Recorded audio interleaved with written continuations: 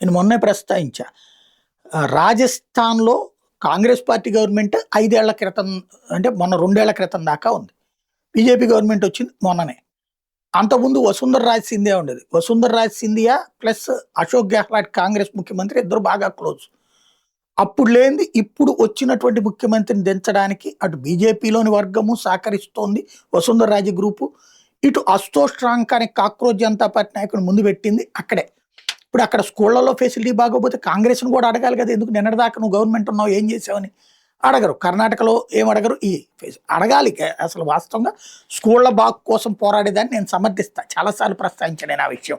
స్కూళ్ళ బాగు గురించి ఎప్పుడు అడిగినా, ఎవరు అడిగినా సరే సమర్థించాలి. అయితే రాజస్థాన్‌లో వీళ్ళు చేస్తున్నది ఏంటంటే, ఏ స్కూళ్ళకి డబ్బులు ఇచ్చారో ఆ స్కూల్ దగ్గరికెళ్ళి గొడవ చేస్తున్నారు. ఆ తర్వాత ఆల్రెడీ ఆ డబ్బులు శాంక్షన్ అయినాయి అని చెప్పగానే అదిగో మా ఉద్యమం వల్లే అంటున్నారు. అక్కడ ఒక నాటకం ఆడుతున్నారనమాట. తాజాగా ఈ బ్యాచ్ ఇట్లాగే చెప్పినప్పుడు లోకల్ ఎమ్మెల్యే అడ్డం తిరిగాడు. బగ్రు ఎమ్మెల్యే ఏదైతే ఈ అశుతోష్ రాంకాకి ఓపెన్గా టీవీలోనే చెప్పుకొచ్చాడు. మేము గెలిచామని రాంకా చెప్తే అసలు ఎవరు నువ్వు అని అడిగాడు.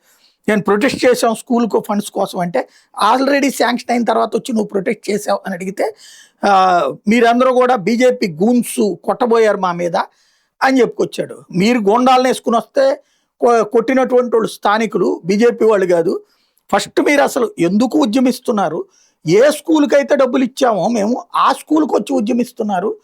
కాంగ్రెస్ గవర్నమెంట్ ఉన్నప్పుడు చేయలేని దాన్ని మేము ఇప్పుడు స్కూళ్ళన్నిటి బాగు చేస్తుంటే, బాగు చేసే టైంలో వచ్చి మీరొచ్చి బాగు చేయడానికి నిధులు శాంక్షన్ అయిన స్కూళ్ళ దగ్గరకు వచ్చి హడావిడి చేస్తున్నారు, ఇది ఎవరికి తెలియదు అంటూ ఓపెన్గా అసలు రహస్యాన్ని బట్టబయలు చేసుకొచ్చారు.